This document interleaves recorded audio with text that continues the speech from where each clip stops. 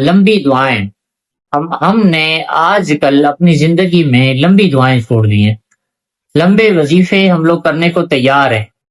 اور میں یہ جانتا ہوں کہ لمبے وظیفوں کے بھی اپنے اثرات ہیں، اس میں کوئی شک اور شبے کی گنجائش نہیں ہے۔ وظیفے اللہ کے نبی صلی اللہ علیہ وسلم نے بھی لمبے لمبے بتائے ہیں، زیادہ زیادہ بتائے ہیں۔ مثال کے طور پر اللہ کے نبی کے پاس بوڑھے والدین آئے، انہوں نے کہا کہ ہمارے بیٹے کو کفار نے قید کر لیا ہے، آپ دعا فرمائے کہ ہمارا بیٹا وہاں سے چھوٹ آئے۔ آپ نے فرمایا کہ کسی طرح اس تک یہ پیغام پہنچا دو کہ وہ لا حول ولا قوت الا باللہ العلی العظیم پڑھا کرے کثرت سے،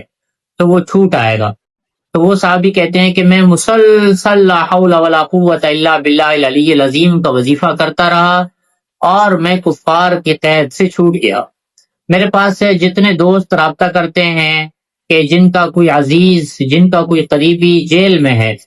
اور وہ کہتے ہیں کہ ہم کیا وظیفہ کریں کہ ہمارا عزیز جیل سے نکل آئے، تو میں ان کو یہی سنت وظیفہ بتاتا ہوں، کیونکہ سب سے پہلے جو ہماری نگاہ جانی چاہیے وہ سنت وظائف کی طرف جانی چاہیے۔ جیسے رزق کے لیے جو ہم سے رابطہ کرتے ہیں، ہماری کوشش ہوتی ہے کہ ان کو ہم استغفار پہ لگائیں،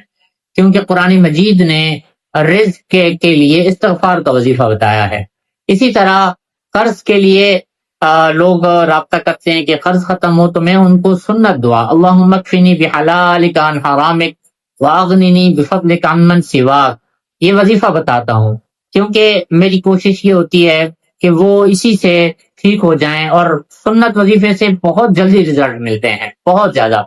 اسی طرح کوئی جیل کے اندر ہے، قید ہے، اس کے لیے بھی سنت وظیفہ ہے، لا حول ولا قوت الا باللہ العلی العظیم،